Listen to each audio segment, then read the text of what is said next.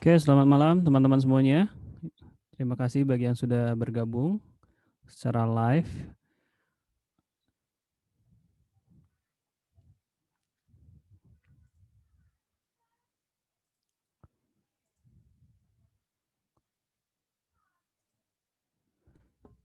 Oke, jadi kita akan mulai aja ya. Mungkin bagi teman-teman yang lain udah saya blast sih informasinya di meetup.com juga.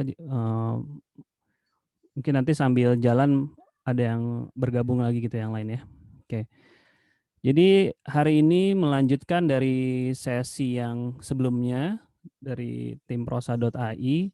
Kita punya 3 pertemuan. Yang pertama itu tentang introduction di NLP, yang minggu kemarin itu tentang sentiment analysis menggunakan machine learning, dan yang hari ini akan dilanjutkan oleh Mbak Mei Syarah Dwi Astuti sebagai NLP engineer dari prosa.ai yang akan coba sharing tentang developing part of speech tagging ya and sentiment analysis menggunakan deep learning gitu ya. Nah, mungkin di sini ada beberapa teman-teman yang sudah join dari pertemuan pertama ya. Saya juga nggak hafal.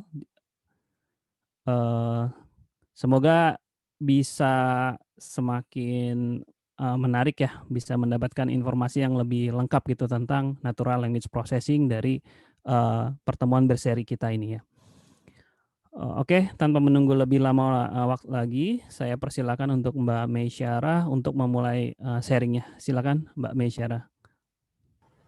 Oke, terima kasih Mas Freddy.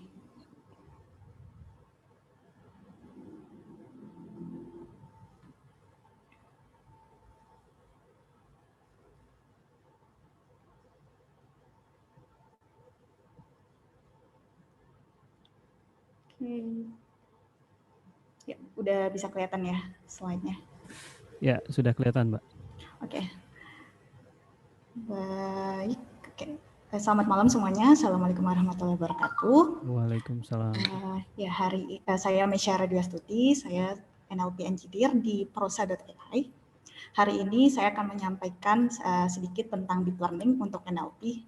Jadi sebenarnya judul di posternya itu kan developing part of speech tagging dan sentiment analysis dengan deep learning ya. Tapi karena satu dan lain hal saya nggak sempat untuk bisa mendemokan sentiment analisisnya ya hari ini. Jadi nanti kita ada hands on untuk yang part of speech. Tapi selain itu saya coba menjabarkan penggunaan deep learning untuk NLP itu bagaimana. Gitu. Jadi nanti mungkin jika ada waktu lebih karena nggak ada hands on yang untuk sentiment analysis kita ganti jadi diskusi saja ya. Oke. Jadi hari ini kita akan membahas deep learning itu apa sih? Terus untuk sebagai background ya untuk deep learning itu kita juga akan membahas tentang neural network, lalu ada word embedding, dan kita akan melihat beberapa contoh task menggunakan deep learning, task NLP yang menggunakan deep learning, serta beberapa arsitektur deep learning. Ada 2 yang kita lihat di sesi kali ini, yaitu recurrent neural network dan BERT. Oke. Nah, sebenarnya apa sih deep learning ini? Nah, kalau minggu lalu kan kita udah bahas machine learning, udah dijelaskan kalau machine learning itu berarti kan mesin yang belajar. Nah, kalau deep learning itu sebenarnya apa gitu? Bukan deep, apanya sih yang deepnya gitu kan? Jadi deep learning itu adalah bagian dari machine learning. Jadi dia adalah metode dari machine learning itu sendiri. Jadi kalau minggu lalu kita udah melihat gambar ini ya. Jadi minggu pertama kita udah bahas AI, lalu minggu kedua kita bahas machine learning. Nah sekarang kita bahas deep learning yang lebih dalam lagi gitu. Jadi mungkin akan lebih ke lower level. Saya harap sih nggak terlalu teknikal dan bisa dimengerti. Tapi kalau nanti agak ada muncul formula-formula matematika gitu, jangan terlalu takut ya. Nanti akan saya coba jelaskan sebisa mungkin. Oke, nah jadi kita bahas yang bagian oranye ini. Nah, jadi deep learning itu biasanya fokus kepada metode-metode yang menggunakan arsitektur neural network, tapi yang dalam gitu, yang deep. Jadi kalau teman-teman belum mengenal neural network, jadi neural network itu adalah salah satu metode di machine learning, di mana idenya itu awalnya seperti merepresentasikan bagaimana kerja di otak. Jadi kan otak itu kan terdiri, processing-nya itu kan terdiri dari banyak neuron yang saling berhubungan, kemudian dia saling mengirimkan informasi. Nah, jadi neural network itu idenya itu dari situ juga gitu. Jadi bisa dilihat di sini neural network itu direpresentasikan sebagai neuron-neuron. Jadi neuron-neuronnya ini nanti isinya itu angka gitu. Nah, neuron-neuronnya ini terhubung dengan neuron-neuron yang lain gitu. Nah, yang menghubungkannya ini apa? Yang menghubungkannya itu adalah sebentar ya. Yang menghubungkannya itu adalah ini garis-garisnya ini namanya weight atau parameter gitu ya. Nah, terus beberapa terminologi mungkin yang perlu dikenali untuk neural network yaitu tadi neuron ya untuk menyebut angka yang diproses di dalam neural networknya sendiri. Lalu ini weight atau parameter itu yang juga akan dihitung di dalam neural networknya. Kemudian ada yang namanya itu non-linearity atau activation function. Ini juga digunakan untuk perhitungan. Kemudian yang lainnya yaitu namanya layer. Layer itu adalah kumpulan dari kumpulan dari neuron yang bekerja pada fungsi yang sama gitu. Jadi kalau di sini neural network yang kita punya di gambar ini terdiri dari dua layer, di mana yang layer pertama itu namanya input layer dan output layer. Di input layernya itu ada 3 neuron, kemudian di output layernya itu ada 1 neuron, dan mereka terkoneksi dengan weight. Di sini ada 4 weight yang menghubungkannya. Ya, gitu. Jadi nanti kita akan lihat apa sih gunanya sebenarnya parameter dan layer dan non-linearity dan sebagainya. Nanti akan kita lihat di perhitungannya. Tapi yang mau saya perlihatkan di sekarang ini, jadi ini adalah neural network yang awal-awal muncul di sekitar tahun 1950-an gitu. Jadi bukan hal yang baru ya. Jadi kalau di sini kan hanya terdiri dari luar layer. Jadi dia itu nggak dalam gitu, masih shallow.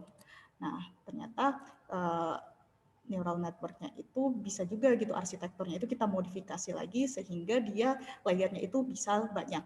Ya, jadi kalau di sini misalnya di antara input layer dan output layernya ada tambahan 2 layer lagi dan neuron-neuron antar layernya itu saling berhubungan.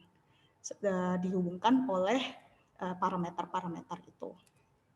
Nah, ada lagi nih neural network yang lain. Nah, kalau yang tadi kan layernya itu dia cuma satu dimensi ya gitu, dimensi panjang. Jadi dalam satu layer itu misalnya hanya ada 10 neuron gitu yang panjang gitu. Nah, ternyata ada juga neural network yang dia itu dimensinya itu bisa 2 dimensi atau bahkan 3 dimensi. Di sini disebutnya itu convolutional neural network. Nah, convolutional neural network ini bisa dibilang state of the art untuk masalah computer vision ya. Nah, ada juga neural network yang dia itu recurrent gitu. Jadi recurrent maksudnya dia itu bisa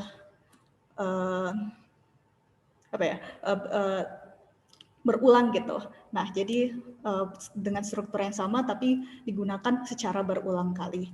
Nah, ini yang biasanya digunakan untuk masalah NLP. Dan di neural network yang ditunjukkan di gambar ini itu juga ternyata di dalam neuron ya. Jadi bayangkan yang hijau ini adalah sebuah neuron, tapi ternyata di dalam neuronnya itu ada komputasi lagi yang lebih komplit gitu ya, lebih complicated. Nah, jadi ternyata neural network itu nggak cuma disusun tadi layer-layer saja, tapi ternyata di dalamnya itu lebih dalam lagi gitu. Nah, ada juga arsitektur yang lain. Nah, kalau yang ini dia lebih rumit lagi ya, karena di dalam layer ada layer-layer. Ya, jadi sangat komplit. Tapi itu juga lah yang membuat performanya ternyata lebih baik gitu. Jadi yang saya mau sampaikan di sini ialah neural network itu bisa deep neural network itu bisa dilihat sebagai komposisi dari simple building block ya. Tadi kita lihat dari jadi simple building blocknya itu tadi adalah neuron-neuron yang dikumpulkan, ditumpuk-tumpuk, disusun sesuai dengan komputasinya, kemudian menjadi sebuah sistem yang lebih kompleks, dan itu yang kita kenal sekarang namanya deep learning, seperti itu. Nah, jadi ini adalah contohnya. Ya, jadi misalnya di sini neural network-nya itu ada 3 layer ya. Jadi input kita misalnya itu I hate the food gitu. Misalnya untuk masalah sentimen analisis. Jadi nanti output-nya itu apakah sentimennya itu positif atau negatif. Nah, kita lihat di sini untuk setiap bloknya itu, jadi komponen dari neural network-nya itu ada yang tadi saya sebutkan namanya itu parameter. Nah, parameternya itulah yang berperan dalam proses pembelajaran. Jadi namanya kita menyebut parameternya itu trainable.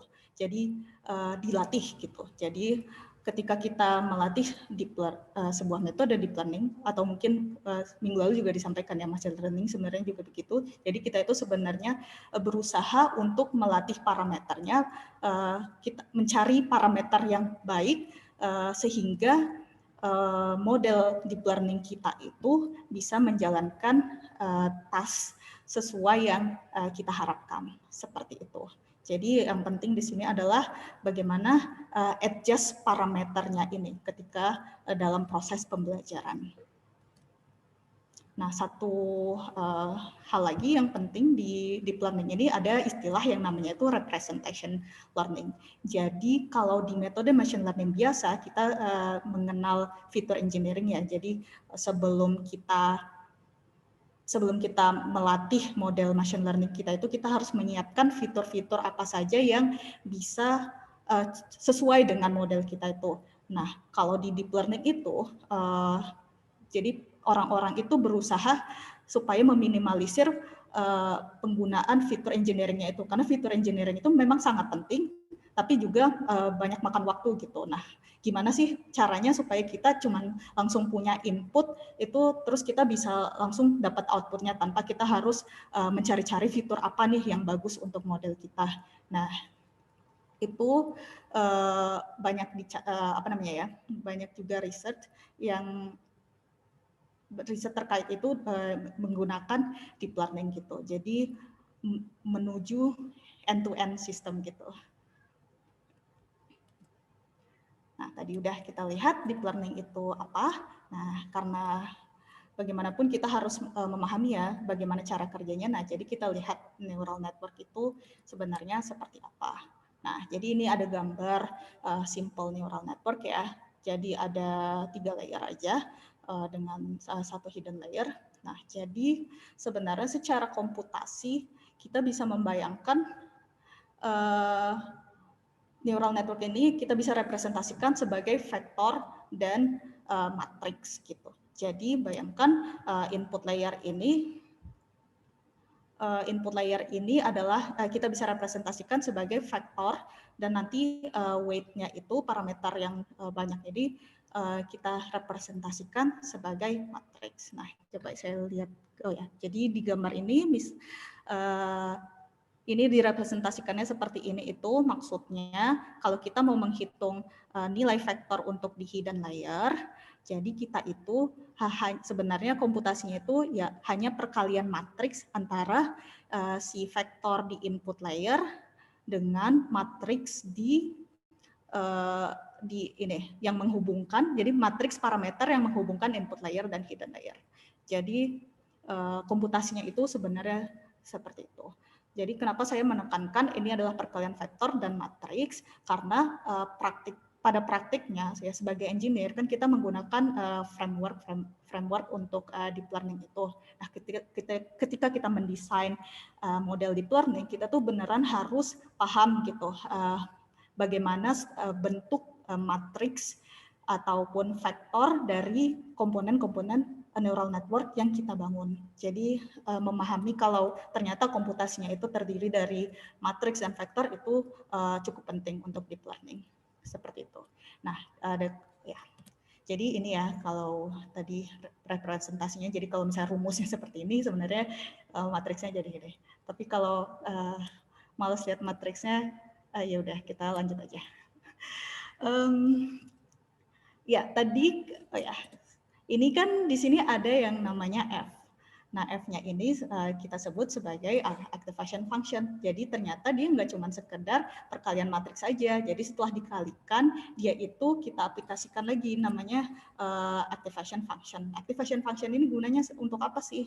Jadi kan sebenarnya kita itu menggunakan deep learning banyak-banyak itu, kita tumpuk-tumpukin layernya itu sebenarnya kan supaya kita itu bisa menyelesaikan masalah yang lebih kompleks gitu. Jadi masalah yang sangat simpel itu anggaplah kita sebut saja sebagai masalah yang linear gitu. Nah, masalah yang linear itu masalah yang misalnya untuk klasifikasi itu bisa diselesaikan dengan hanya mencari kayak garis lurus gitu. Misalnya oke, di sini kan misalnya datanya itu yang gambar yang sebelah kiri itu kan datanya itu bentuknya itu nggak lurus gitu ya. Nah kalau kita hanya menggunakan tidak menggunakan activation function yang non-linear itu kita nggak bisa nyelesainnya karena bagaimanapun kita nggak bisa mengklasifikasinya itu hanya memisahkannya itu hanya dengan garis lurus saja. Jadi kita harus mencari garis yang melengkung-lengkung gitu. Nah, gimana supaya punya garis yang melengkung-lengkung itu? Nah, kita harus pakai fungsi yang tidak linear seperti itu. Jadi bisa dilihat contohnya itu misalnya kita kalau di sini regresi ya. Jadi kita bisa memodelkannya itu dengan non-linear function jadinya lebih baik gitu model kita seperti yang ditunjukkan di sebelah kanan. Nah, jadi kalau neural network ini dia hanya pakai fungsi linear, itu walaupun dia ditumpuk banyak-banyak, dia nggak akan guna gitu karena linear itu ketika fungsi linear dikenakan dengan fungsi linear, hasilnya tetap linear gitu. Jadi fungsi non linear ini sangat penting juga untuk komputasinya.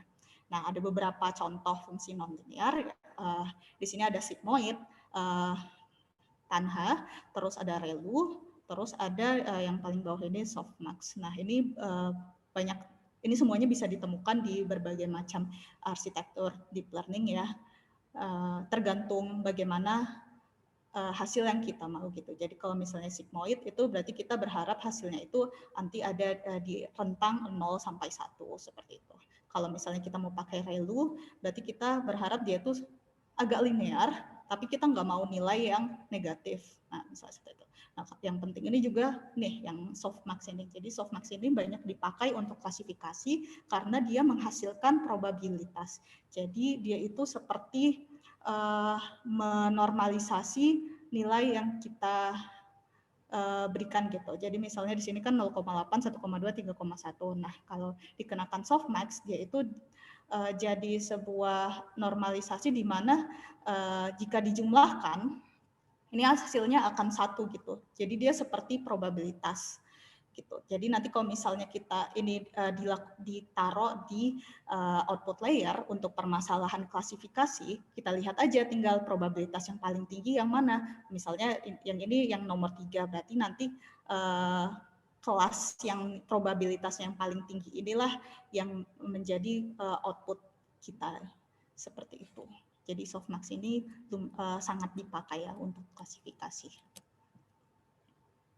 Nah, tadi udah bahas sedikit kan tentang trainingnya itu kita harus mengadjust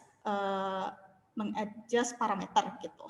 Nah, jadi kalau didefinisikan lagi gitu, sebenarnya tujuan kita itu ialah mencari parameter-parameter di mana sistem kita itu errornya itu makin lama makin kecil gitu. Jadi meminimalkan error dengan menemukan parameter-parameter tersebut. Nah, bagaimana kita mencari tahu sistem kita itu errornya udah baik apa masih buruk gitu. Nah, kita pakai yang namanya loss function. Jadi loss function itu dia menghitung gitu ya, menghitung performa dari sistem kita.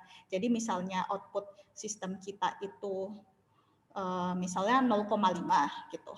Padahal kita harusnya outputnya itu pengennya 1 gitu. Nah, berarti nanti dihitung gitu. Misalnya loss function-nya itu sebenarnya cuma 1 output benarnya dikurang output kita gitu. Berarti kan cuma 1 kurang 0,5. Berarti error kita itu masih 0,5. Berarti masih jelek nih. Kita harus errornya itu 0 gitu. Nah, itu contoh aja ya, tapi fungsi loss function-nya itu bisa lebih complicated daripada cuman pengurangan gitu. Nah, yang biasanya sering digunakan itu dua ini yang di bawah itu cross entropy atau disebut juga sebagai negative log likelihood. Ini sering sekali digunakan untuk classification. Terus untuk regression juga sering menggunakan mean squared error. Terus banyaklah fungsi loss function yang lain. Jadi sebenarnya loss function ini bukan hanya ada di deep learning, tapi di machine learning secara umumnya seperti itu. Nah, jadi kita misalkan ini adalah neural network kita tadi. Nah, kita jalanin nih input kita. Misalnya input kita ini adalah kalimat ini, I hate the food. Nah, kita jalankan, kemudian nanti di akhir kan ini di akhir kan nanti ada output layer. Nah, output layernya itu menghasilkan tadi jika kita menggunakan softmax menghasilkan probabilitas. Jadi probabilitas untuk dia menilai kalimat tersebut adalah positif adalah 0,2 dan kemudian probabilitas untuk kalimat tersebut negatif adalah 0,8. Nah, padahal terusnya itu ya hasil yang benarnya itu harusnya negatifnya 1, positifnya 0. Nah, jadi kita hitung nih loss dari ini dari hasil ini gitu menggunakan sebuah loss function L, kita sebut saja L. Nah, nanti setelah kita hitung loss-nya itu hasilnya itu adalah error gitu ya. Kita sebut saja error. Nah, errornya itu kita gunakan lagi untuk mengupdate parameter model kita gitu. Jadi setelah kita tahu errornya, barulah kita cari tahu nih parameter mana yang harus diubah. Nah, tapi gimana nih cara mencari parameter yang paling baik itu? Jadi errornya itu sebenarnya itu jadi optimisasi di neural network itu sebenarnya kayak kita anggaplah kita mau turun dari bukit gitu. Kemudian kita mau mencari jurang yang paling dalam gitu. Nah, tapi jalan yang kita lalui itu berbukit-bukit banyak gitu. Kita nggak tahu jurang yang paling dalam itu gimana. Jadi kalau digambarnya kita kayak orangnya gitu ya. Jadi ini si sistem kita, terus si sistem kita ini mau cari jurangnya itu. Nah, caranya gimana mau carinya itu? Bisa 2 cara, random aja gitu ya. Belok aja ke kanan, belok aja ke kiri, nanti paling ketemu gitu juga gitu ya, bisa aja sih, cuman kan kayak lama gitu. Nah, tapi kan bisa juga kita kayak memperkirakan kemiringan dari tanah yang dilalui oleh yang akan kita lalui gitu. Nah, kemiringannya cara untuk melihat kemiringannya ini disebut gradient descent gitu. Jadi kita menghitung gradient. Jadi gradient itu adalah kemiringan, descent itu turun gitu. Nah, jadi yang dilakukan oleh gradient descent itu, jadi fungsi J di sini. Jadi kita sebenarnya mau menghitung fungsi J. Nah, fungsi J ini dia itu menghitung semua semua error tadi ya. Semua error itu terhadap semua data. Ini panah saya kelihatan nggak ya pensilnya ini?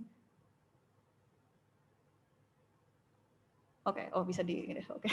Nah, jadi ini menghitung loss error untuk semua data ya. Jadi untuk data kita, jadi ketika kita melihat kalimat pertama kita hitung errornya, kita melihat kalimat kedua kita hitung lagi errornya. Jadi kita memperkirakan errornya itu gitu. Jadi tadi ini adalah tujuan kita ialah untuk meminimalkan CJ ini. Jadi CJ ini adalah error tadi. Jadi kita ingin meminimalkan J, jadi algoritma dari gradient descent itu, jadi di sini ini adalah parameter. Jadi parameternya itu akan kita update dengan mengurangi nilai parameternya itu dengan komponen ini gitu. Komponen ini itu apa? Nah, komponen ini itu tadi ini adalah derivatif dari si error kita. Jadi derivatifnya itulah yang sebenarnya adalah kemiringannya itu. Nah, sedangkan yang alpha ini ialah disebut sebagai learning rate. Jadi learning rate itu kayak langkahnya gitu. Jadi misalnya kita udah tahu kemiringannya berapa, kayaknya kita harus turun ke kemiringan sekian deh. Tapi seberapa jauh gitu, seberapa besar langkah kita. Nah kan kalau misalnya langkahnya terlalu besar, ternyata kita bisa kayak nggak nyampe ke tanah yang kita mau gitu. Nah, tapi kalau langkah kita terlalu kecil juga kita lama banget nyampe ke minimalnya itu. Jadi bisa dilihat ya di gambar yang ini. Jadi kalau langkahnya kecil gitu, iya sih bisa sampai lama-lama sampai minimal, tapi lama gitu. Tapi kalau misalnya langkahnya terlalu besar juga dia bukannya malah menuju ke bawah, tapi dia malah menuju ke sini gitu, ke ujung lain dan malah jadi kayak mental-mental aja gitu. Jadi untuk menentukan learning rate ini juga perlu kayak diperkirakan nilai yang baiknya itu bagaimana pada prakteknya. Jadi ini contoh tadi ya. Jadi misalnya jurangnya itu seperti ini gitu. Tapi ini sangat simpel ya. Harusnya sih jurangnya itu harusnya tanahnya itu nggak mungkin cuman kayak gini aja bentuk U gini, pasti dia berbukit-bukit dan kita bahkan nggak tahu, misalnya kita udah sampai di sebuah jurang, kita nggak tahu apakah jurang itu sebenarnya udah yang paling baik atau belum, atau sebenarnya masih ada jurang-jurang yang lain yang lebih dalam. Jadi sulitnya deep learning itu seperti itu. Nah tadi itu ada gradient descent ya. Nah gradient descent-nya itu caranya ada beberapa. Ya ada beberapa cara. Jadi kalau tadi kan saya bilang dia itu mengupdate-nya itu setelah melihat data. Nah, jadi gradient descent itu yang pertama itu dia itu kita mengupdate parameternya setelah melihat semua data kita. Jadi misalnya kita punya data 100 juta kalimat, jadi setelah melihat 100 juta kalimat itu barulah kita menghitung kemiringannya. Nah, ini nggak terlalu bagus soalnya ya, maksudnya lama sekali kita baru mengupdate-nya gitu kan. Padahal kan kita juga ingin segera mencari tahu langkah mana yang harus kita ambil gitu. Nah, ada juga dia itu yang pakai online yang stochastic gradient descent. Nah, kalau ini itu dia setiap melihat data baru diupdate. Jadi misalnya ada 100 juta data tadi, berarti ada 100 juta update. Nah, ini juga ada kekurangannya. Ya saya agak lupa sih perbandingannya apa gitu. Tapi yang paling banyak digunakan itu saat ini ialah menggunakan namanya itu mini batch stochastic gradient descent. Jadi kayak gabungan keduanya. Jadi mini batch ini datanya itu, misalnya tadi kita ada 100 juta data, nah kita mau update-nya itu setiap 10 juta data aja. Jadi setiap 10 jutanya itu disebutnya itu sebagai batch. Gitu. Jadi batch yang berukuran 10 juta. Jadi nanti ada 100 juta data, berarti ada sekian kali update gitu. Jadi nggak terlalu banyak juga nggak terlalu cepat gitu lah. Oke, ini cuma semacam pseudocode-nya aja ya. Jadi sebenarnya stochastic gradient descent itu, ini kan algoritma melatih deep learning kita. Jadi kita itu sebenarnya harus menyediakan parameternya, yaitu model kita. Kemudian tujuan kita ialah parameter yang sudah diupdate. Kemudian itu diulangi sampai stopping criterion yang kita buat gitu. Misalnya kita mau melakukannya selama 10 kali gitu. Berarti ada sebutannya itu namanya epochnya 10 gitu. Jadi 10 kali pertukaran data. Lalu kita melakukan gradient descent itu. Oh ya, tadi saya lupa menyebutkan, tadi kan ada derivatif ya. Derivatif itu yang menghitung kemiringan atau gradient dari error kita. Itu nama algoritmanya itu ialah backpropagation gitu. Tapi kita nggak akan bahas itu lebih detail. Jadi kalau teman-teman penasaran bisa coba pelajari sendiri bagaimana backpropagation itu. Nah, jadi Kalau proses trainingnya sendiri gimana gitu. Jadi tetap sama ya seperti machine learning pada umumnya, ada training, ada prediction gitu atau evaluasi. Cuma ya bedanya mungkin kita seperti yang saya sebutkan tadi, kita ingin meminimalisir fitur engineering-nya itu. Jadi kalau bisa sih dari pre-processing langsung model training aja, nggak perlu fitur engineering. Cuma memang pada beberapa kasus juga ya kita tetap butuh fitur engineering gitu. Cuma memang nggak sebanyak ketika menggunakan teknik-teknik machine learning pada umumnya. Nah, challenge-nya itu apa untuk melatih deep learning? Nah, karena tadi modelnya sangat kompleks dan update parameternya itu jadi semakin banyak komponen itu kan semakin banyak parameternya, dan berarti kan semakin banyak yang harus kita update gitu, kita adjust. Jadi kita tuh butuh data training yang sangat banyak banyak gitu. Dan kalau trainingnya sangat banyak seperti itu, terus tadi model kita juga sangat besar gitu, berarti kan kita juga butuh resource komputasi yang mumpuni gitu, yang sangat baik. Nah, biasanya sih model-model training deep learning itu udah, kalau mau yang bagus udah nggak bisa lagi dijalankan di komputer biasa, di CPU biasa, jadi kita butuh GPU atau bahkan TPU kalau memang modelnya sangat besar seperti itu. Terus yang terakhir itu bisa dibilang deep learning ini bukan masih black box sih, ya agak black box lah gitu. Jadi memang banyak penelitian-penelitian yang terkait untuk melihat bagaimana sih sebenarnya deep learning ini bekerja gitu. Jadi karena kan tadi kan nggak pakai fitur engineering dan sebagainya, tapi kok hasilnya bisa bagus gitu. Nah, jadi interpretasi dari modelnya itu masih sulit gitu, tapi bukan berarti nggak bisa diinterpretasi sama sekali, karena banyak juga orang yang berusaha melakukan interpretasi tersebut. Ini ada beberapa framework yang biasa digunakan pada prakteknya, ada TensorFlow, Theano, PyTorch, Keras, dan yang sekarang banyak digunakan ini Hugging Face untuk model-model yang besar ya. Oke, saya ambil pertanyaan dulu ya, mungkin kayak 3-5 menit kalau sudah ada pertanyaan. Oke, silakan bagi teman-teman yang ingin bertanya. Jadi biar nggak overwhelm terlalu banyak kita numpuknya di akhir. Iya, betul. Silakan ya teman-teman. Ayo, silakan.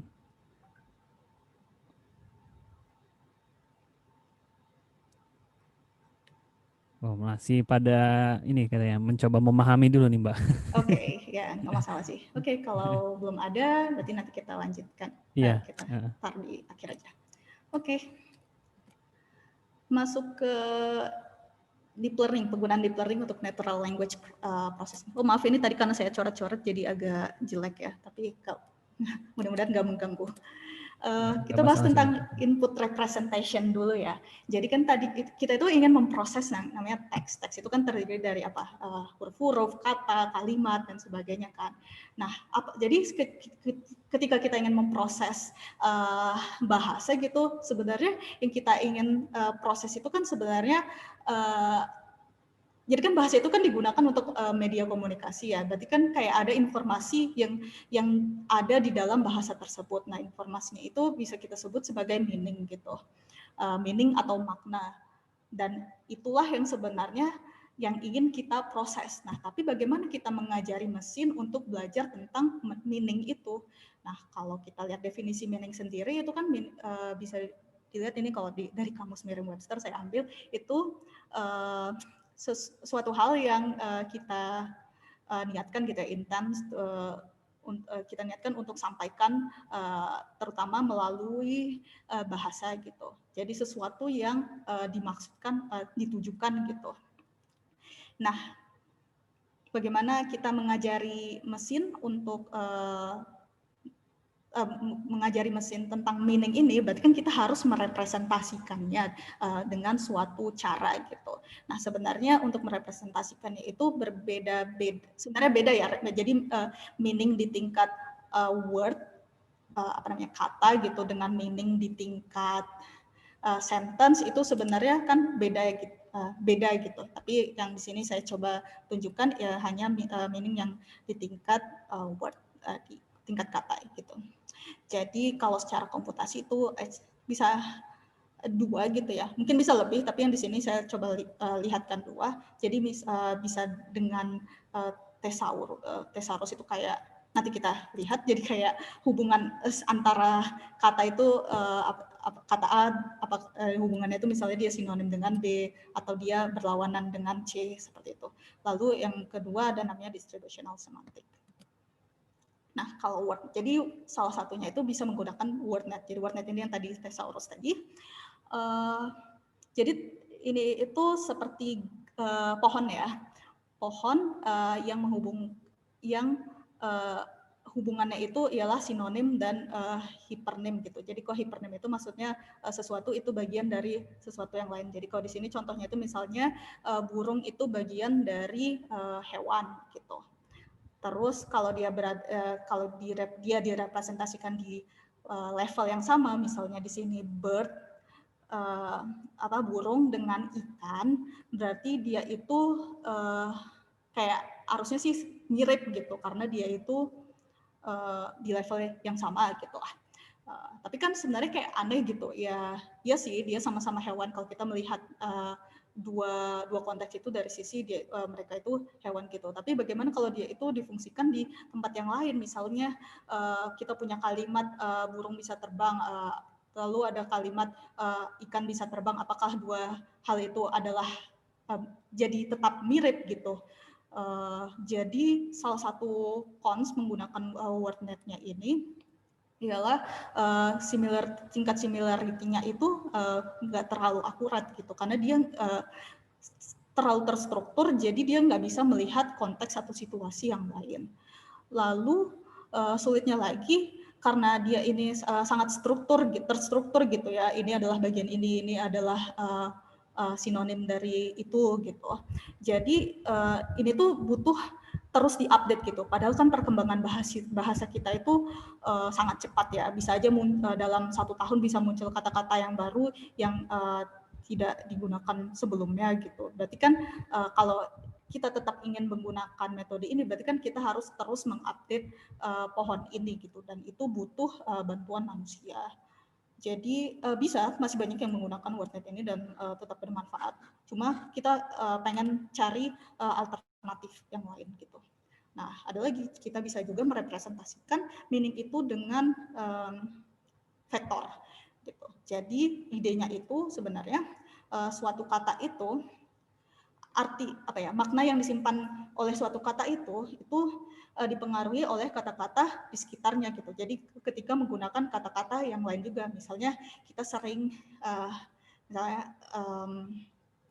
dia naik mobil ke kantor gitu, atau dia mengendarai mobil ke kantor gitu. Nah, kata mengendarai dengan kata mobil ini sering sekali kita temukan di kalimat yang sama. Jadi ada kemungkinan ketika kita merepresentasikannya itu kita inginnya mobil dan mengendarai itu punya suatu kesamaan yang dia itu bisa dekat gitulah.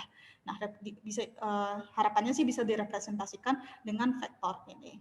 Jadi ini contohnya itu pakai ukuran matriks. Jadi ini tadi yang saya bilang. Jadi dia itu menghitung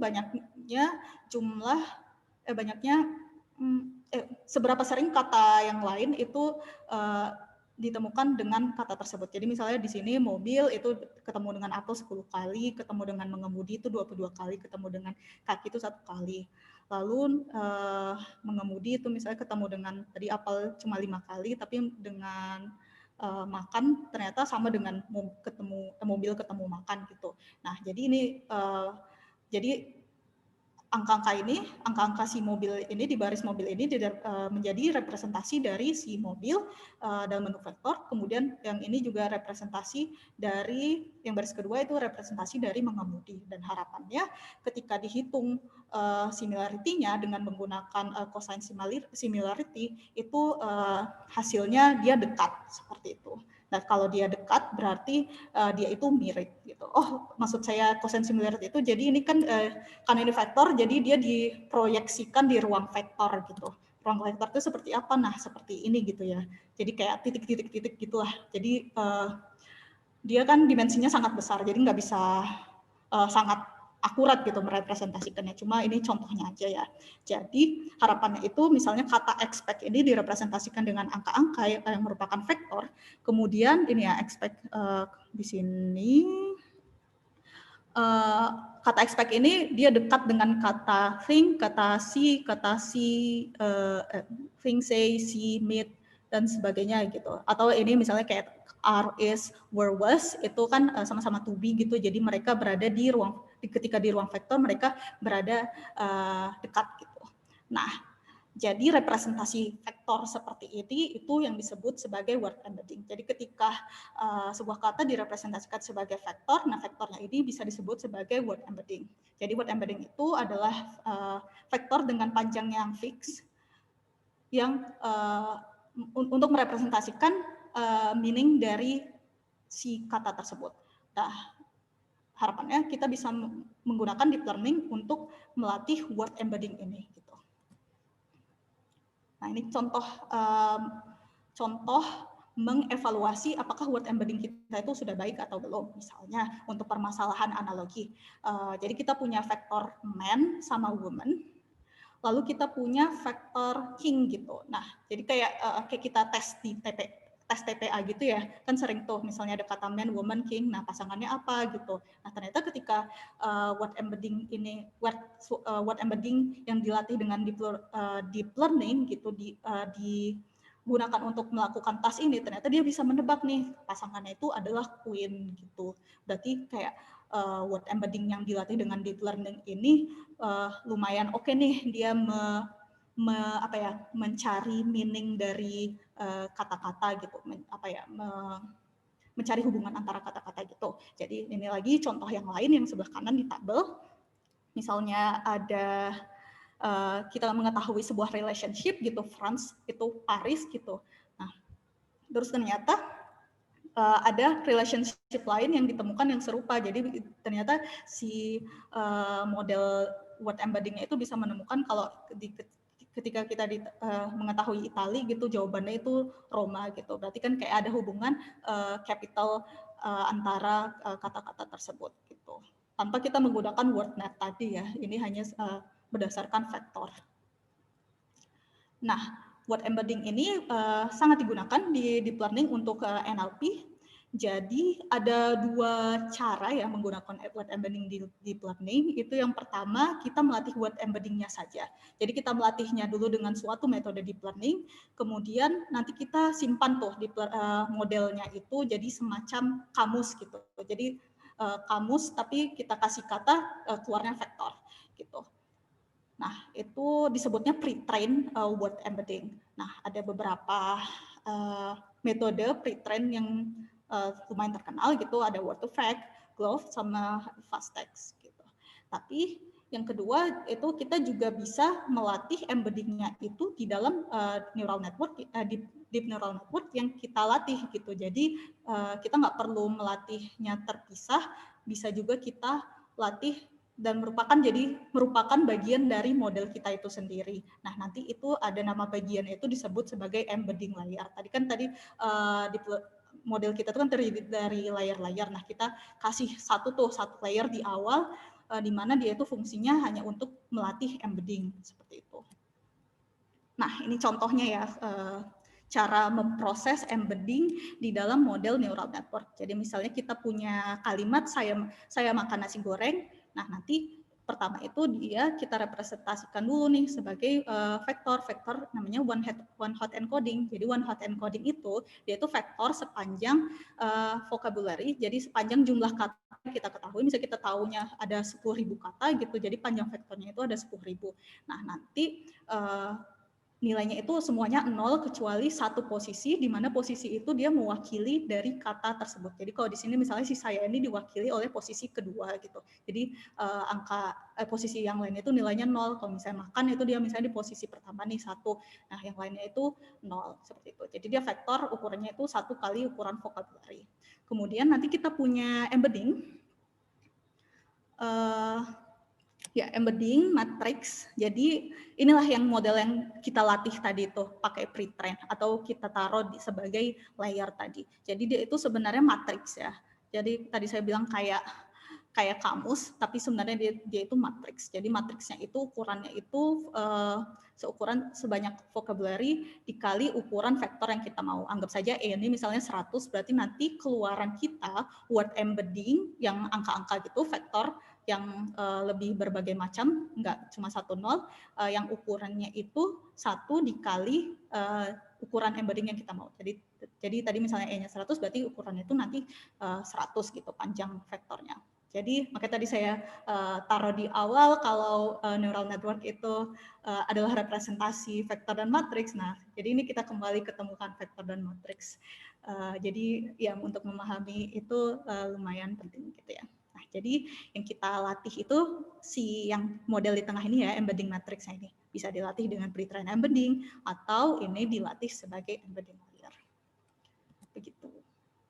Nah, beberapa hal lain terkait dengan input representation. Jadi tadi kan kita lihat embedding gitu. Nah, harapannya itu embedding ini bisa merepresentasikan nggak cuma kata, tetapi juga kalimat, terus karakter gitu. Misalnya huruf A, B, C, D, atau bahkan dokumen, terus atau bagian dari kata, atau fitur-fitur linguistik yang lain. Misalnya kemarin kan kita ada bahas post-tag, terus ada di minggu pertama juga dilihatkan semacam dependency tree dan sebagainya, itu fitur-fitur di linguistik. Nah, itu harapannya juga bisa direpresentasikan dalam bentuk vektor atau embedding tersebut gitu.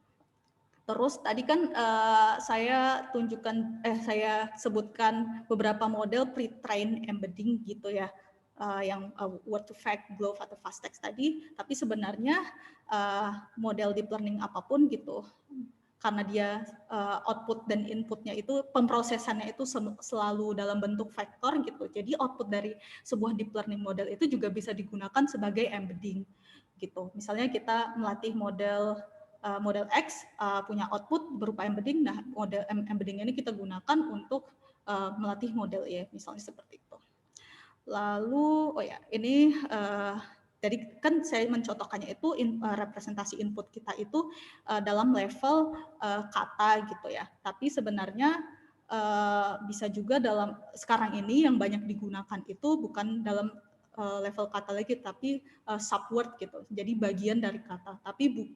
Jadi dia itu seperti morfem ya, morfologi gitu. Kalau di sini kan kayak mempercayai gitu, kalau saya kasih contohnya. Nah, tapi kan ini kayak ya kalau kita mengerti bahasa Indonesia, kita tahu kalau ya mereka memang imbuhan dan akhiran gitu ya. Tapi bisa saja sebenarnya potongannya itu nggak sebaik ini. Cuman dia itu tetap potongan dari kata-kata. Jadi inputnya itu, tokennya itu nggak cuman kata lagi, tapi subwords gitu. Nah, contoh subwords itu bisa menggunakan metode BPE, word piece, atau sentence piece. Oke, ya. Lalu deep learning yang kita akan bahas hands-on-nya hari ini yaitu recurrent neural network. Jadi jadi ada sebuah task di natural language processing yang lumayan penting, namanya itu language modeling. Jadi language modeling itu seperti kita memodelkan bahasa gitu. Jadi kayak bayangkan kita memodelkan semua bahasa Indonesia. Nah, tapi kan kayak gimana cara memodelkan bahasa gitu. Nah, jadi kayak masalahnya itu disederhanakan lagi. Jadi kita menyebutkan kita itu memodelkan sebuah bahasa jika kita bisa memodelkan semua kalimat-kalimat yang bisa dibentuk dalam bahasa tersebut gitu. Nah, itu pun masih sangat sulit gitu. Jadi kan kalau karena kalimat yang kita produksi itu bisa sangat unik gitu antara satu orang dan lainnya. Bisa saja ini semua kalimat yang saya sebutkan dalam sesi ini tidak akan pernah disebutkan lagi persis sama oleh orang lain seperti itu kan. Jadi masalahnya itu dipermudah lagi gitu. Jadi kalau di NLP itu jadi permasalahan language modeling ini disederhanakan lagi. Jadi bagaimana kita ketika menemukan kita memiliki sebuah potongan kata gitu, frase atau kalimat atau kata, nah kita bisa menebak kata apa yang akan diproduksi selanjutnya. Jadi di sini contohnya itu misalnya kita menyebutkan where are we, nah language model kita itu harus bisa tahu setelahnya itu kata apa yang bisa muncul. Misalnya di sini harusnya dia itu memprediksi going. Seperti itu. Nah, sebenarnya komputasinya itu menggunakan probabilistic. Nah, contohnya itu kalau kita sering lihat nih, kalau kita mau search Google itu ketika kita baru ngetik 2 kata gitu muncul kayak prediksi kata-kata selanjutnya yang lain, atau misalnya kayak di HP juga sering gitu kan, misalnya ya spell corrector dan sebagainya gitu. Ya jadi kalau sebelum metode deep learning ini muncul, yang sering digunakan di machine learning itu namanya itu n-gram gitu. N-gram ini dia menyederhanakan komputasi probabilitas tadi itu hanya, jadi misalnya seharusnya ketika kita melihat saya makan nasi goreng, nah kata selanjutnya ini harus dihitung kayak kata-kata sebelumnya gitu. Tapi karena probabilitas muncul kata, kalau misalnya kalimatnya sangat panjang, probabilitas muncul kata tersebut sangat rendah, jadi masalahnya itu dimudahkan lagi gitu. Jadi hanya melihat sekian kata sebelumnya. Jadi kalau misalnya kita menggunakan bigram atau kayak 2 gram gitu, berarti kita hanya melihat 2 kata yang berderetan. Jadi berarti kalau kita memprediksi kata goreng gitu, kita hanya melihat kata nasi, yaitu 1 kata sebelumnya, seperti itu. Jadi probabilitasnya dihitung, jadi kita kemudian dapat memperoleh probabilitas kalimat saya makan nasi goreng, seperti itu. Nah, kekurangannya metode n-gram ini, nah kita berarti kan harus menentukan seberapa banyak kata yang kita gunakan sebagai konteks gitu. Jadi konteks itu kata-kata sebelumnya. Jadi misalnya apakah cuma 2 kata atau 3 kata atau 5 kata. Kalau misalnya 2 kata, kalau misalnya kita sih pengennya panjang ya, 5 kata gitu misalnya, atau malah 10 kata. Tapi kalau misalnya kita ambil 10 kata, nah kembali lagi permasalahannya yaitu tadi 10 kata itu bisa jadi sangat jarang munculnya gitu. Jadi ketika kita menghitung probabilitasnya, hasilnya sangat rendah gitu, atau bahkan nggak bisa dihitung karena nggak pernah muncul lagi. Nah itu disebut sebagai data sparsity. Nah selain itu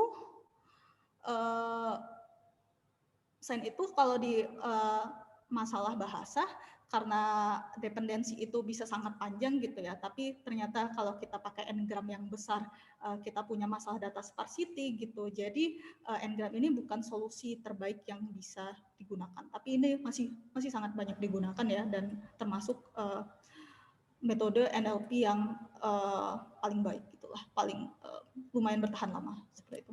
Nah, jadi alternatifnya kita bisa menggunakan neural network yang namanya itu recurrent neural network. Jadi recurrent neural network itu sifatnya recurrent, jadi dia kayak berulang, looping gitu. Di mana kalau kita lihat strukturnya itu jadi ini yang warna biru itu input, lalu jadi input pertama itu dimasukkan ke sebuah neuron yang time step pertama, lalu dia itu menghasilkan sebuah informasi yang diteruskan untuk diproses ke time step selanjutnya gitu, ke proses selanjutnya, yaitu proses kedua, di mana proses kedua itu dia menerima informasi dari kata yang sudah diproses sebelumnya, juga informasi tentang kata saat ini gitu. Jadi harapannya ketika kita sudah memproses banyak kata, informasi yang diproses pada kata tersebut, pada kata kesekian tersebut itu juga sudah merangkum kata-kata sebelumnya, juga kata yang hanya diproses pada time step tersebut, seperti itu. Nah, jadi ini misalnya tadi ya saya makan nasi goreng. Jadi harapannya ketika kita prosesnya itu pertama misalnya kita inputnya start gitu, dia bisa memprediksi saya gitu. Nah, jadi kalau untuk yang language model ya, karena dia kan memprediksi kata selanjutnya. Jadi ketika selanjutnya kita memasukkan kata saya gitu, outputnya itu makan, seperti itu. Dan seterusnya sehingga sampai akhir kalimat ketika goreng gitu, dia bisa memprediksi oh ini udah akhir kalimat, jadi udah nggak usah diterusin lagi proses produksi kalimatnya seperti itu. Nah, jadi sebenarnya apa sih yang ada di dalam yang hijau-hijau ini, si neuron ini? Nah, dia itu tadi yang kita bahas di awal itu ada activation function hyperbolic tangen. Jadi sebenarnya yang memproses ini hanya si non-linearity ini saja. Jadi cuma dia outputnya itu bisa di-outputkan langsung untuk jadi kalau yang H ini bisa langsung untuk memprediksi kata selanjutnya, tapi dia kalau yang ke samping ini dia untuk disampaikan ke tahap selanjutnya untuk diproses, seperti itulah kira-kira. Nah, tetapi ternyata nggak sebaik itu gitu. Jadi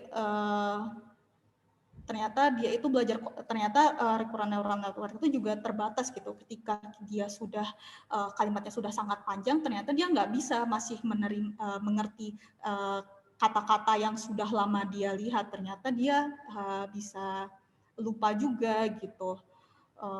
Terus dia juga nggak bisa tahu yang mana sih informasi yang penting dan yang enggak gitulah.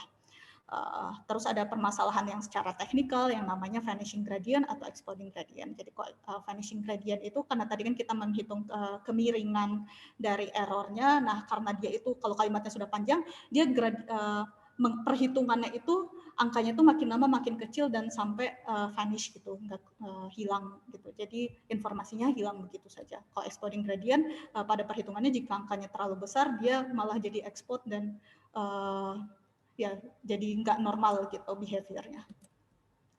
Nah, kemudian ada modifikasi recurrent neural network yang namanya long short term memory. Jadi kalau tadi di dalam selnya itu cuma ada satu activation function, kalau sekarang itu jadi banyak prosesnya, jadi lebih complicated. Tetapi ternyata di balik macam-macam komputasi ini ternyata dia itu ada kayak fungsinya gitu lah, harapannya gitu ketika mendesain neural network ini gitu. Jadi ada yang namanya itu input gate. Jadi input gate ini dia menerima dia untuk memproses input baik dari input si katanya atau input dari state sebelumnya seperti itu ya. Lalu ada forget gate. Jadi forget gate ini harapannya dia bisa memilih informasi mana yang baiknya dia lupakan atau dia tetap teruskan untuk proses selanjutnya. Lalu yang ini ada update cell state, itu jadi kayak setelah dia dapat input, dapat forget gate, jadi dia harapannya bisa milih gitu. Oh, aku berdasarkan input ini dan forget dan informasi yang harus aku lupakan, aku sekarang informasi yang harus aku simpan ini gitu. Nah, kalau output gate ya yang mana yang mau diteruskan ke stage selanjutnya. Jadi kayak lumayan kayak proses di otak gitu ya, harapannya sih seperti itu. Ya, jadi recurrent neural network ini banyak digunakan untuk permasalahan di NLP, sequence problem ya. Jadi ada yang modelnya itu misalnya kita itu output. Jadi kan inputnya itu pasti, inputnya itu nggak harus many gitu. Tapi kalau misalnya many to one itu misalnya contoh permasalahannya itu sentiment classification. Jadi kita punya kalimat, lalu kita bisa memprediksi kelasnya itu apakah positif atau negatif gitu ya sentimennya. Lalu ada one to many, jadi kalau one to many ini maksudnya kayak contohnya ini music generation atau misalnya tadi kayak language modeling tadi ya. Jadi misalnya kita cuman kasih kata, misalnya kita kasih lirik gitu ya, lirik saya gitu. Nah dia bisa bikin lirik sampai akhir gitu. Jadi dia semacam jadi membentuk sebuah lagu gitu. Nah ini bisa dilakukan oleh recurrent neural network. Lalu ada permasalahan many to many, contohnya di sini name entity recognition, jadi atau part of speech tagging. Jadi kita punya sequence, nanti outputnya juga sequence, seperti itu. Ada juga many to many juga, tetapi ukuran input dan outputnya itu beda. Jadi kalau yang many to many yang pertama itu dia berpasangan, kalau yang ini tuh nggak berpasangan. Jadi misalnya di sini machine translation, jadi misalnya I like rice gitu, apa ya? Misalnya kalimat di bahasa Indonesia itu panjangnya ada 5, tapi di dalam bahasa Inggris ya misalnya cuma 4 atau 3 gitu. Jadi kan panjangnya nggak sama. Nah, itu juga arsitektur yang berbeda, tapi bisa tetap menggunakan recurrent neural network. Nah, ini ketika kita menggunakan recurrent neural network untuk post tagging, jadi misalnya inputnya itu ada saya makan nasi goreng, jadi nanti setiap katanya kita bisa representasikan sebagai word embedding tadi ya, vektor tadi. Nah itu nanti vektornya kita inputkan ke recurrent neural network kita. Jadi yang kotak-kotak inilah si neural network kita. Nah nanti outputnya itu dia berupa vektor lagi, kan? Nanti setelah dari vektornya ini kita convert menjadi part of speech dari kalimat tersebut. Oke, ya. Jadi ini sebenarnya saya ada hands-on untuk yang part of speech tagging, tapi saya juga masih ada materi sedikit lagi. Jadi lebih baik mau hands-onnya dulu atau mau materinya diselesaikan. Kira-kira hands-on-nya berapa lama ya, Mbak? Oke, mungkin 10 menit paling lama. Udah mau habis, 10 menit lah. Jadi nanti mungkin yang terakhirnya kita lihat sekilas saja gitu. Oh ya, oke. Boleh, ya. Oke, jadi teman-teman, sebentar saya share ya.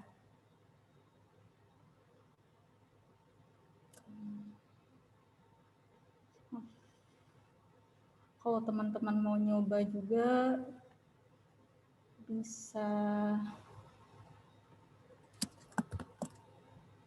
Oke, bisa buka itu link yang saya kasih. Kemudian saya ganti share-nya dulu.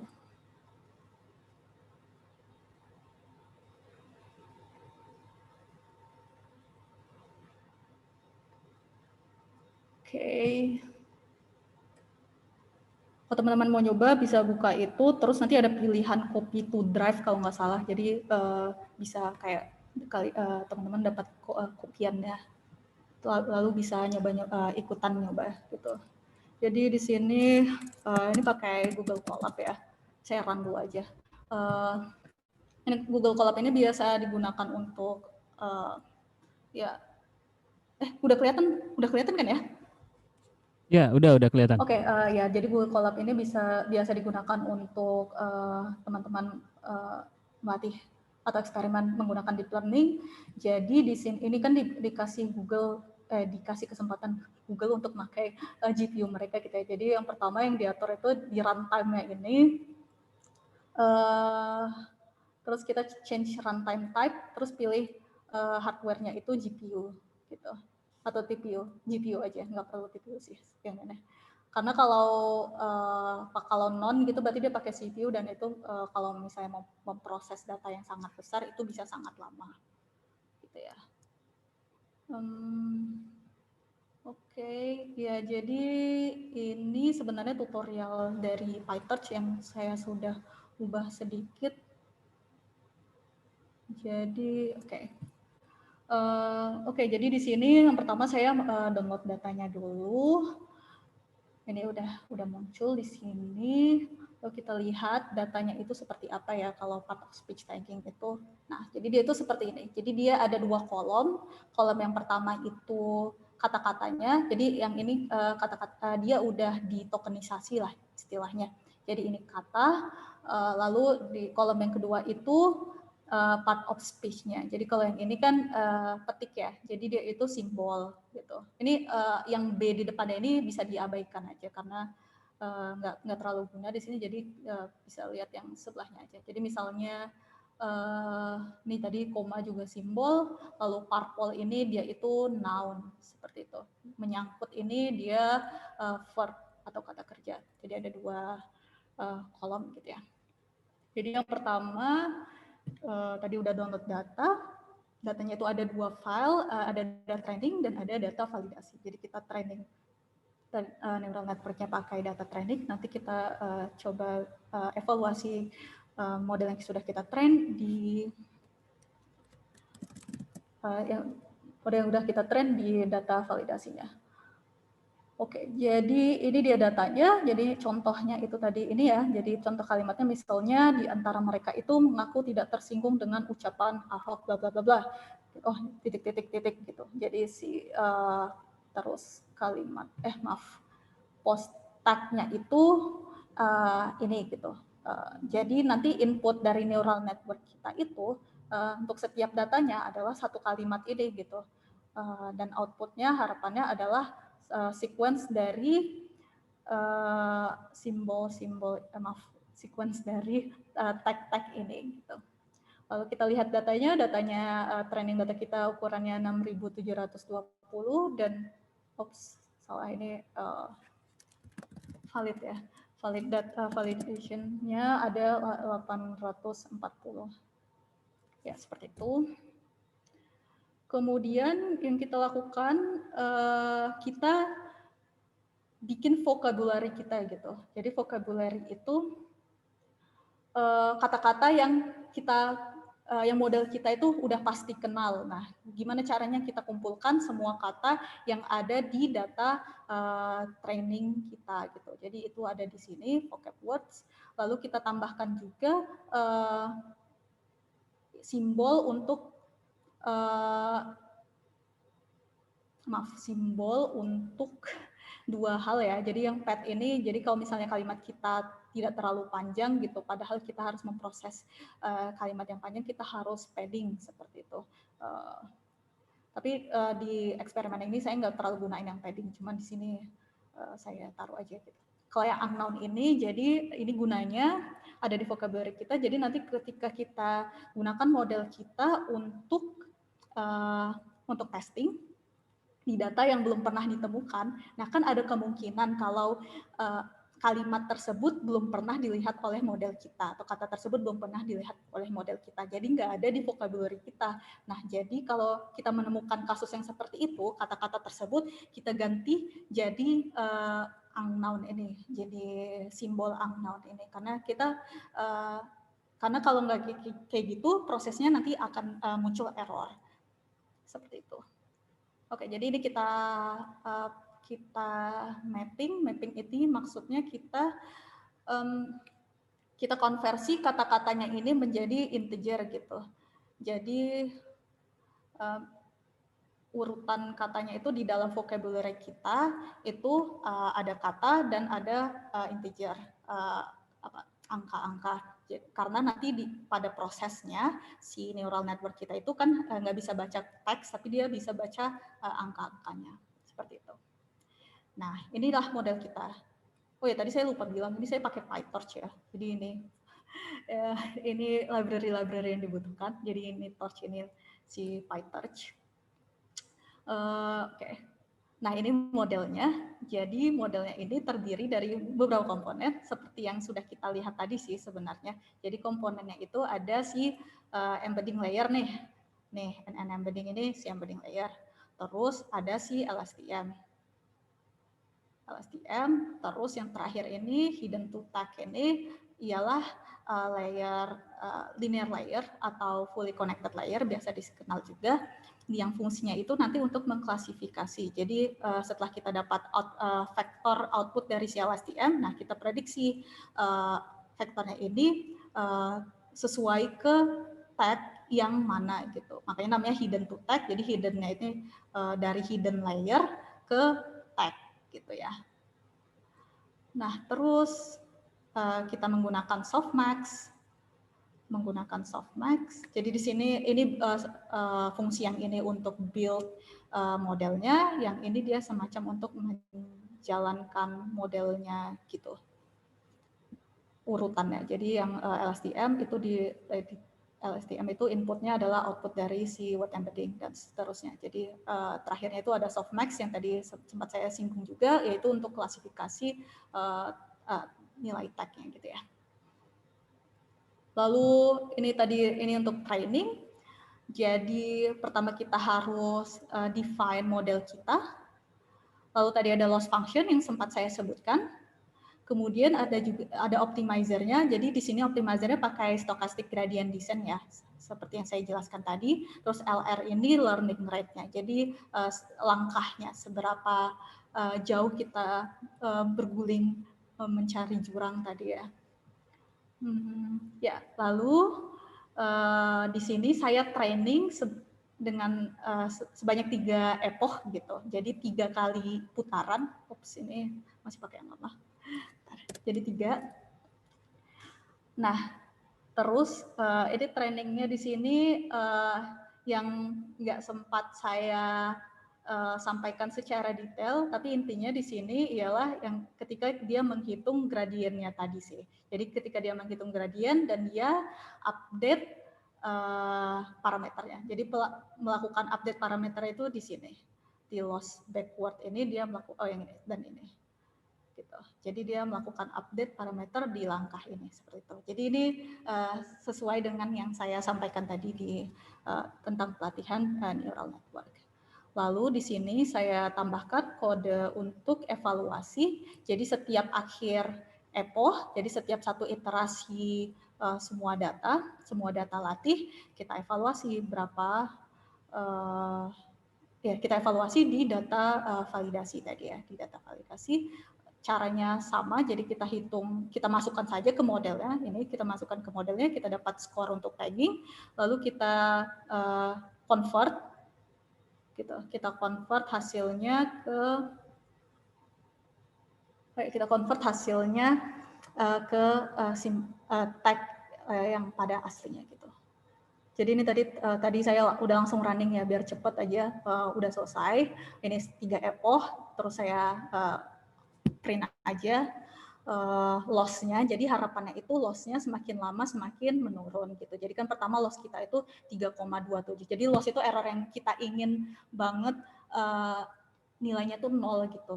Jadi nilai si jurang tadi ya. Nah, jadi kan awalnya 3,2. Nah, terakhirnya itu cuma 0,19. Nah, berarti kita tahu kalau model kita ini benar belajar seperti itu.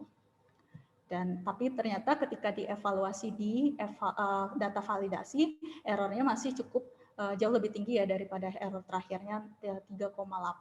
Nggak apa-apa, itu normal. Dan harapannya ketika kita training lebih lama gitu, evaluasinya dia tetap menurun juga. Jadi kan ini evaluasi di epoch pertama kan 6,an, terus yang di epoch terakhir kan 3,an. Berarti kan dia menurun, berarti dia memang belajar juga gitu. Jadi dia nggak overfitting. Ya, lalu kita di sini saya coba hitung performanya gitu. Di sini pakai F1.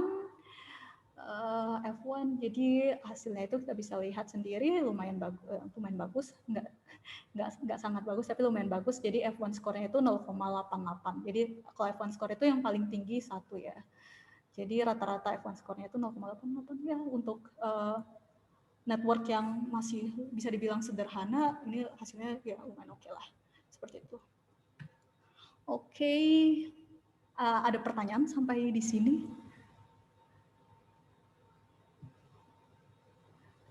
Silakan teman-teman kalau mau bertanya. Tadi ada materi dikit lagi ya, terakhir ya? Iya, masih ada sedikit lagi. Ya kalau masih sempat ya. Masih, silakan. Oke. Jadi kalau nanti teman-teman udah bisa nyobain, nanti bisa ditanyain di akhir juga. Atau misalnya mau nyobainnya setelah sesi ini juga nggak masalah. Seperti itu. Oke, saya kembali ke materi. Sebentar.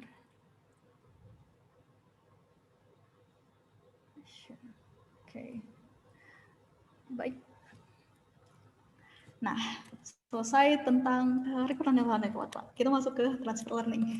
Transfer learning itu, jadi kita itu tadi deep learning, sekarang transfer learning gitu ya. Transfer itu ya, jadi kita bagaimana kita mentransfer suatu knowledge dari model A ke model yang lain gitu. Jadi awalnya itu saya kayak, masa sih kita harus selalu melatih suatu model itu dari awal, padahal kan proses latihannya itu bisa lama, terus makan waktu, terus setelah belum tahu juga hasilnya itu bagus atau enggak gitu. Nah, padahal kan kita misalnya udah punya model yang lumayan bagus tuh. Nah, bisa nggak sih sebenarnya informasi yang sudah dipelajari oleh model ini itu kita gunakan untuk pas lain? Nah, idenya itu sebenarnya seperti itu.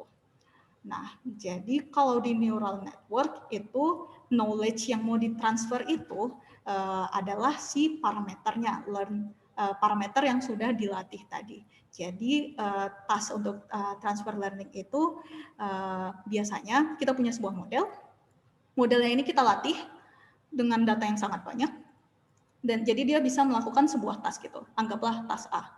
Terus modelnya ini misalnya kita tambahkan sebuah arsitektur lagi yang lebih task spesifik. Jadi untuk task B misalnya. Tapi parameter dari model untuk task A tadi tetap kita gunakan ketika melatihnya gitu.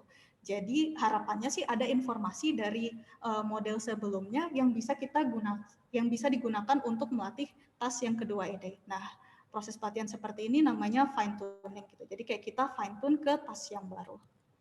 Nah, kalau di NLP ini state of the art saat masih state of the art atau ya bisa dibilang seperti itu ya. Jadi yang paling banyak digunakan ini adalah model BERT. Dia itu sebenarnya fungsinya sebagai language model. Tadi kita sudah bahas ya language model itu seperti apa. Nah, jadi cara menggunakannya itu misalnya di sini untuk masalah sentiment analysis. Jadi misalnya ada kalimat saya harus menunggu makanannya selama 30 menit. Enak sih, jadi nggak terlalu, tapi enak sih, jadi nggak terlalu mengecewakan gitu. Nah, jadi inputnya ini dimasukkan ke model BERT. Kemudian setelah keluar dari model BERT ini, kita masukkan ke sebuah classifier lagi gitu, sebuah tambahan untuk model tersebut. Jadi di sini bisa saja cuma sebuah linear layer atau fully connected layer gitu ya. Nah, terus nanti si classifier inilah yang fungsinya itu untuk melakukan sentiment analysis tadi. Jadi si BERT modelnya itu dia sebenarnya sudah dilatih dulu sebelumnya. Jadi makanya disebutnya itu sebagai pre-trained model. Jadi kita melatih model BERT, pre-trained model, kemudian kita fine tune ke masalah sentiment analysis. Nah, BERT itu sebenarnya seperti apa? Sebenarnya saya nggak mau terlalu detail di sini, cuma sebagai informasi aja. Jadi BERT ini arsitekturnya itu beda dengan recurrent neural network ya. Jadi dia ini basisnya itu transformer encoder. Nah, transformer encoder ini seperti ini. Tadi pernah di awal saya pernah tunjukkan juga. Kalau teman-teman mau baca tentang itu bisa nanti coba googling setelah sesi ini ya. Gitu. Jadi dia bukan recurrent neural network. Terus dia itu ciri khasnya dia itu salah satunya yaitu dia menambahkan CLS class di CLS token di awal kalimatnya. Jadi ada special token gitu. Nah, kenapa dia ada special token? Jadi input dan output si BERT ini dia itu ukurannya sama. Jadi misalnya di sini ada sepanjang 512 token gitu. Nanti outputnya juga ada 512 token. Jadi misalnya inputnya itu saya makan nasi goreng tadi ada 4 kata, nanti outputnya juga ada 4 kata seperti itu. Tapi di depannya itu ada namanya tadi CLS token, special token tadi. Nah, special tokennya inilah yang bisa digunakan untuk special tokennya ini kan dia berupa embedding. Nah, embeddingnya ini menjadi input dari classifier yang berfungsi untuk melakukan task sentiment analysis tadi. Seperti itu. Jadi bisa dilihat di sini tahapannya. Yang pertama itu ada pre-train. BERT tadi ya, seperti yang saya sebutkan tadi, jadi dilakukan semi supervised dengan 2 task di sini Mas LM next sentence prediction, gak terlalu penting untuk sesi ini, hanya untuk informasi saja. Lalu kemudian setelah proses pre-trainnya selesai, kemudian di fine tune ke task yang kita inginkan. Di sini contohnya sentiment analysis.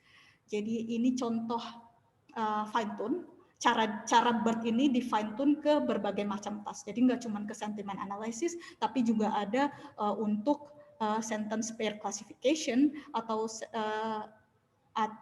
question answering atau single tagging tadi ya. Jadi semacam post tagging tadi juga bisa digunakan. Jadi bagaimana cara penggunaannya digambarkan di sini, tapi saya nggak mau bahas terlalu detail. Tapi dia bisa di fine tune ke berbagai macam task. Oke, ya sekian dari saya. Kalau ada pertanyaan silakan ya, teman-teman. Oke, terima kasih Mbak Meisyara untuk sharingnya. Tadi kayak kuliah berapa SKS ya, mungkin 1 semester jadi 2 jam. Oke, ini udah ada yang bertanya Mbak. dari Joshua Evan. Pertanyaannya ada di kolom chat. Saya coba bacain di sini. Malam Kak, ingin bertanya antara batch size dengan learning rate itu apakah ada hubungan atau intuisi tertentu Kak? Misalnya, jika ada hubungan atau intuisinya seperti apa ya? Terima kasih. Katanya seperti itu. Oke. Kalau learning rate tadi seperti yang saya tunjukin gambar ya. Jadi kan learning rate itu dia semacam langkah kita. Langkah si sistem itu berjalan menemukan jurangnya gitu. Jadi semakin kalau dia besar gitu harapannya semakin cepat, tapi kalau terlalu besar dia bukannya malah turun gitu, tapi malah lompat-lompat. Jadi kita berharapnya dia itu cukup besar tapi nggak terlalu cukup besar tapi nggak sebesar itu gitu lah. Cukup besar untuk proses training supaya trainingnya nggak lama, tapi juga nggak besar sampai kita nggak bisa training sama sekali. Intuisinya sih seperti itu. Ya, gitu kalau learning rate. Kalau batch size itu berdasarkan eksperimen ya, banyak eksperimen itu menunjukkan kalau ya bisa dicari sih apakah ketika kita batch size-nya besar sama lebih kecil gitu, itu biasanya dicari ukuran mana yang paling baik untuk performanya. Tapi biasanya batch size itu dimaksimalkan penggunaannya setinggi mungkin karena itu tuh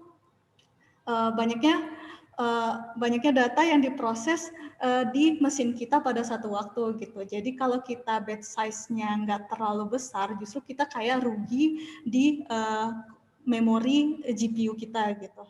Jadi kalau bisa kita memaksimalkannya, tapi jangan sampai performa kita turun, macam itulah. Tapi juga dia nggak selalu kayak batch size besar berarti lebih bagus atau batch size kecil juga jadi bagus, nggak selalu kayak gitu. Lebih kayak memori, ya penggunaan memorinya sih biasanya. Oke, semoga menjawab ya Joshua Evan. Silakan teman-teman yang lain kalau ada yang ingin bertanya di kolom chat atau langsung nyalakan mic-nya silakan ya. Halo, izin bertanya. Ya, silakan. Terima kasih. Sebelumnya perkenalkan nama saya Hafiz. Salam kenal Mbak Mei. Ya, Mas Hafiz. Udah kenal Mas Hafiz. Udah kenal. Terima kasih atas materinya. Ini sesuai namanya deep ya, dalam juga pembahasannya. Setuju tadi bahwa ini mata kuliah 1 semester diborong dalam waktu 2 jam. Pertanyaannya ada 2 Mbak Mei. Yang pertama terkait dengan data ya tadi. Kalau misalkan tadi kan Mbak Min tunjukkan bahwa kalimat-kalimatnya itu kan lengkap gitu ya. Maksudnya tidak ada misspell words, OOV gitu, out of vocabulary. Nah kalau misalkan kita ketemu case kayak gitu, ada nggak ya Mbak apa pendekatan yang bisa dilakukan? Kayak misalkan kata yang tidak ditemukan di vocabulary.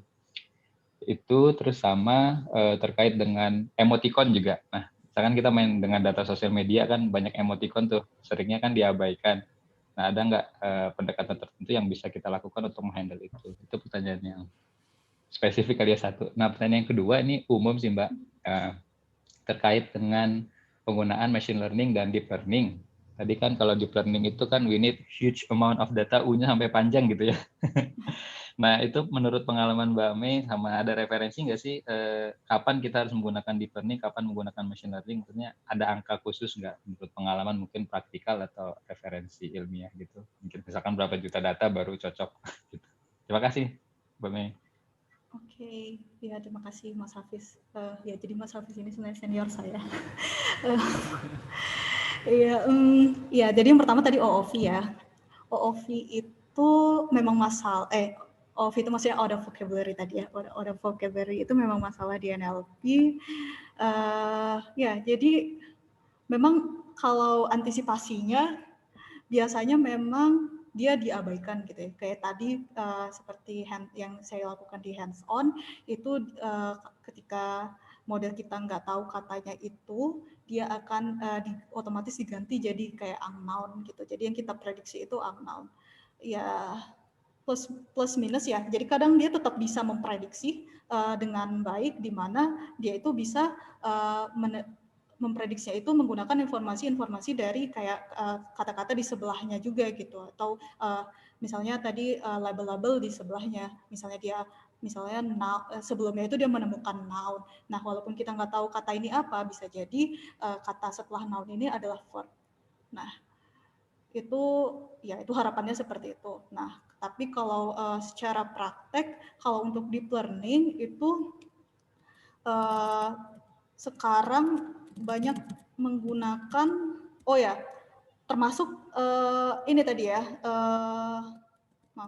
termasuk penggunaan word embedding ini juga sebenarnya salah satu kayak solusi supaya walaupun kita nggak tahu katanya gitu, tapi dia bisa mencari kata yang sedekat mungkin dengan itu gitu. Tapi bentar. Ya kalau dia sebagai input memang nggak bisa langsung, tapi dia bisa diproses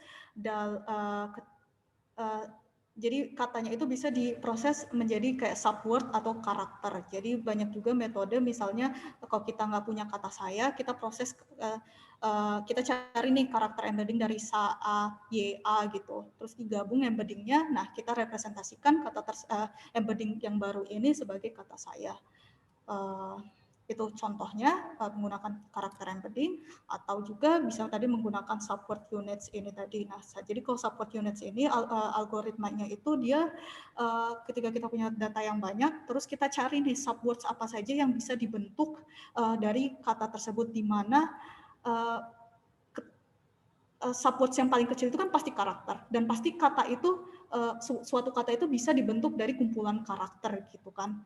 Jadi untungnya penggunaan subword units ini semua, setahu saya semua ya, bisa dikoreksi kalau salah, semua kata itu bisa dicari gitu representasinya, karena setidaknya suatu kata itu tadi adalah komponen dari subword. Begitu salah satu contohnya. Kemudian tadi yang kedua tadi, kapan machine learning, kapan deep learning? Benar, kapan machine learning, kapan deep learning?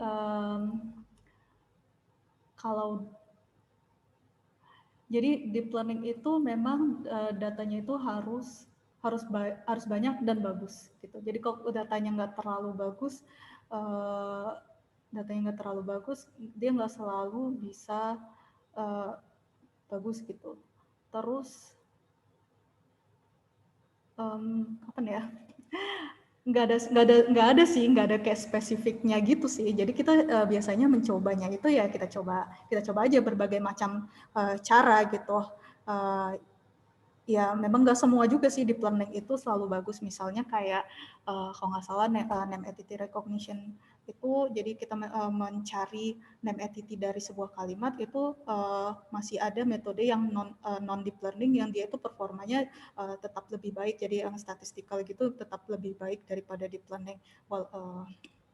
Terus kalau masalah data misalnya tergantung kasusnya juga ya, tergantung task yang kita atasi gitu. Kalau misalnya kayak machine translation itu, waktu itu saya ngerjain tesis machine translation itu, kalau mau pakai neural network itu memang butuh datanya banyak sekali. Jadi ketika kita pakai data yang sedikit itu performanya benar-benar nggak bisa didongkrak gitu.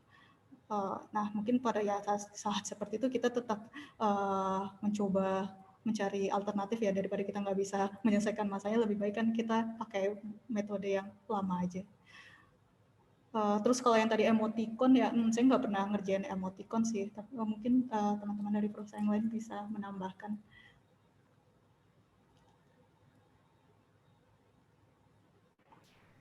Halo, oke. Suara saya kedengeran nggak ya? Ya, kedengeran Mas. Oke. Kalau emoticon biasanya kalau kami di prosa ada beberapa cara ya untuk menghandle-nya. Yang pertama kita ignore gitu ya. Itu nggak kita pakai, atau cara yang kedua kita translate menjadi suatu kayak token gitu.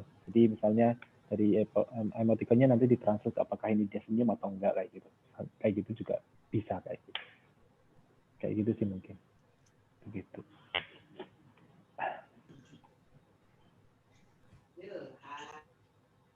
Oke, terima kasih jawabannya Mbak Mei, Mas Freddy, terima kasih. Oke, terima kasih Mas Hafiz ya. Mungkin satu pertanyaan lagi, udah jam 9:09. Ada nggak? Silakan teman-teman, satu pertanyaan lagi. Oke, kayaknya udah cukup kali ya. Udah nggak ada yang bertanya lagi. Oke, kalau gitu kita cukupkan saja ya teman-teman ya. Terima kasih kepada Mbak Meisyara udah sharing. Kuliahnya hari ini sangat komprehensif buat saya sendiri juga pribadi. Terima kasih juga untuk tim prosa.ai dan terima kasih untuk teman-teman yang sudah bergabung dan mengikuti sampai akhir acara. Terima kasih juga yang udah bertanya ya, jadi lebih menarik. Oke, sampai ketemu di acara Sarkom selanjutnya di tahun depan di bulan Januari. Semoga bisa bertemu di sesi-sesi yang lebih menarik, yang nggak kalah menarik juga dari deep learning ini ya. Oke, semuanya selamat malam. Sampai jumpa dan assalamualaikum warahmatullahi wabarakatuh ya.